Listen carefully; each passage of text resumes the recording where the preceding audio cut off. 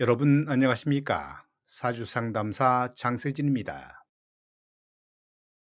여러분 혹시 이런 경험 있으신가요? 같은 회사에서 같은 급여를 받는 직원 둘이 있는데 한 명은 5년 후 집을 장만할 상황을 마련했지만 다른 한 명은 여전히 월급은 받지만 통장은 비어 있는 경우 말입니다. 똑같이 돈을 버는데 왜 이렇게 다른 상황이 될까요? 단순히 성격 차이일까요? 아니면 뭔가 다른 이유가 있을까요? 사주 명리학에서는 이런 것을 설명할 수 있는 아주 흥미로운 개념이 있다고 알려져 있는데요. 바로 재성이라는 십성이 그것입니다. 재성은 쉽게 말하면 돈의 매력도라고 생각할 수 있지요. 여러분의 사주에 재성이 강하다면 돈이 자연스럽게 모여드는 체질이 되는 것이고, 재성이 약하다면 아무리 열심히 벌어도 손가락 사이로 모래 빠지듯 흘러나가게 됩니다. 하지만 여기서 정말 중요한 게 하나 있죠. 재성이 아예 없는 것이 아니라 살짝 숨어 있는 경우가 있는데요. 바로 지장간이라고 부르는 곳에 말입니다. 오늘은 눈에는 띄지 않지만 엄청나게 중요한 지장간 재성의 비밀을 풀어볼 건데요. 이 영상을 보시고 나면 지인들을 봤을 때 왜 그 사람이 돈을 잘 모으는지, 왜 그 사람이 돈 관리를 못하는지를 이해할 수 있을 겁니다. 그래서 영상 끝까지 시청하시기 바랍니다.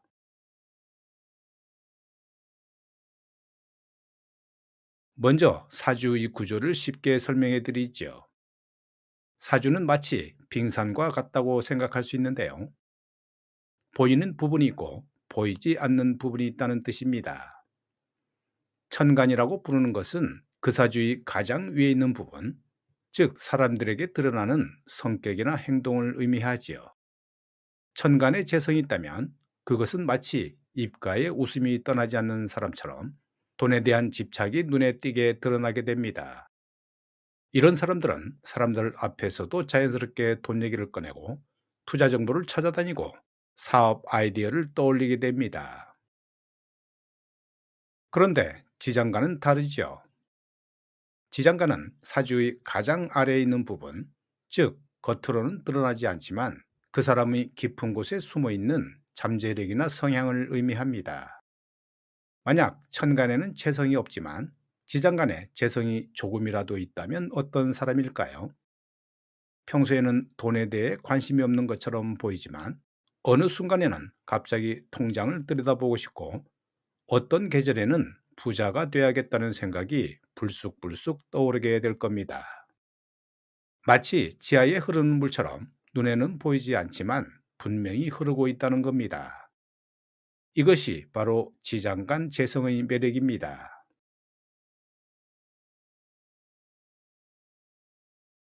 이제 실제 사례를 들어보지요.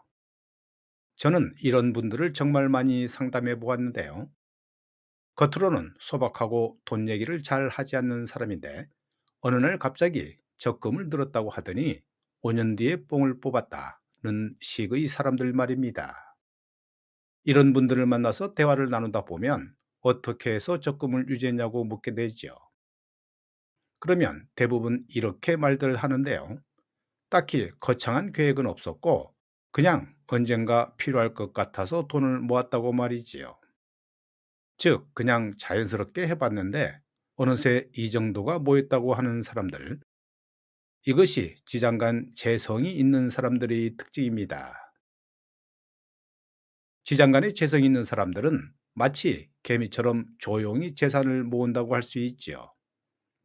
거창한 계획 없이 그냥 본능 같은 것을 따랐을 뿐이고, 그리고 신기한 것은 이런 사람들은 돈을 잃을 때도 남다르다는 것입니다. 예를 들어 주식에 실패했다든지 투자가 망했다 하더라도 곧바로 다시 모으려는 마음이 생겨나지요. 지장간이 재성이 있다면 언젠가는 그것을 꺼낼 날이 올 수밖에 없다는 뜻인데요. 그것이 30대일 수도 있고 50대일 수도 있지만 말입니다. 이런 사람들을 보면 정말 신기하죠. 왜냐하면 본인은 특별하게 노력한다고 생각하지 않는데 세월이 지나다 보니 어느새 자산 규모가 달라져 있기 때문입니다.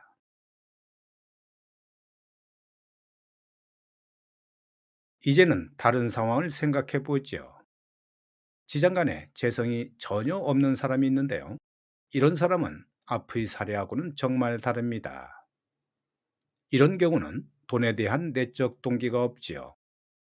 물론 살아가려면 돈을 벌어야 하고 때론 경제적으로 어려워지기도 합니다만, 그렇다고 해서 그 사람이 뭔가 해보려는 마음이 생기지도 않고 그냥 우연히 이루어지는 경우입니다.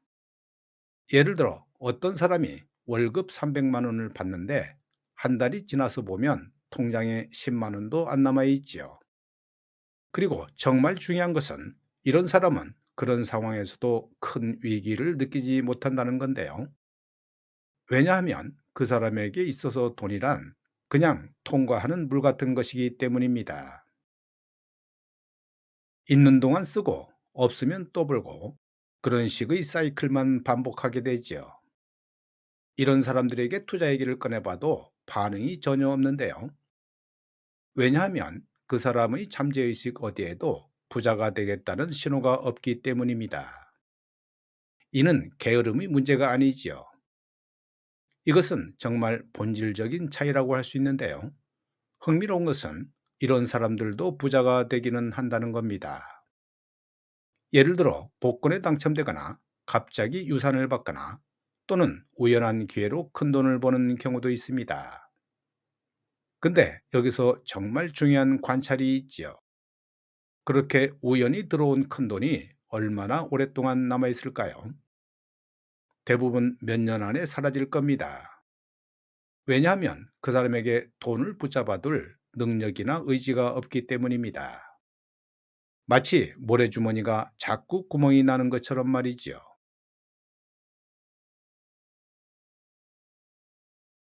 여러분, 정말 흥미로운 부분이 이것이지요. 겨우 지장간의 재성이 있고 없고의 차이가 정말 그렇게까지 큰 영향을 미칠까 의심스러울 수 있습니다. 하지만 20년, 30년 단위로 놓고 보면 정말 극적으로 달라진다고 할 수 있지요. 제가 본 실제 사례들을 보면 지장간에 재성이 조금이라도 있는 사람은 평범한 직장인에서 중간 이상의 자산가가 되는 경우를 봤습니다. 하지만 지장간에 재성이 없는 사람은 고소득자인데도 불구하고 평생 경제적 불안감에서 벗어나지 못하는 경우가 많았습니다. 그런데 여기서 중요한 통찰이 있죠. 이것이 운명이라고 해서 포기하면 안 된다는 것입니다. 왜냐하면 사주는 하나의 경향성일 뿐 지장간 재성이 없다고 해서 절대 부자가 될 수 없다는 것은 아닙니다. 다만 같은 노력을 해도 지장간에 재성이 있는 사람이 더 자연스럽게 목표에 도달할 가능성이 높다는 뜻입니다. 마치 순풍과 역풍의 차이처럼 말이죠. 그래서 만약 여러분이 지장간 재성이 약하다면 좀 더 의식적으로 노력해야 한다는 뜻일 수도 있습니다. 저축 계획을 세우고 투자 공부를 하고 돈에 대해 더 자주 생각해야 한다는 것이지요. 오히려 이렇게 노력한다면 지장간에 재성이 있는 사람들보다 더 큰 성취를 이룰 수 있다고 할 수 있습니다. 이 영상이 도움이 되셨다면 구독과 좋아요 한번 눌러주시기 바랍니다. 여러분이 경제적 자유를 응원합니다.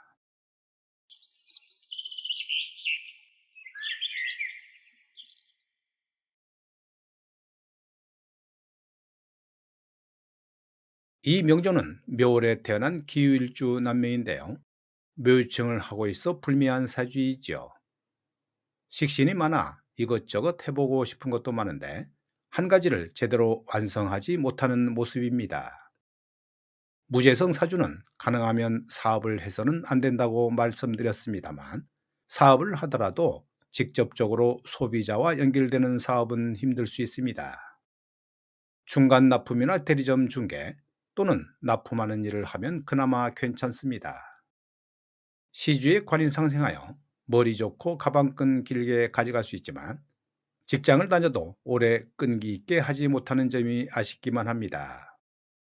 늘 묘유층이 도사리고 있어 진로를 자주 바꾸게 되어 있죠.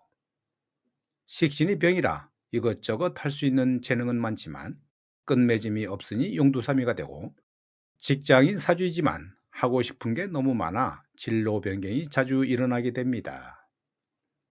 가능하면 사업보다는 조직에 몸담으면서 고정소득을 재산 증식으로 삼아야 좋고, 연구원이나 컨설팅, 마케팅, 기술 영업 등의 길이 있다고 봅니다.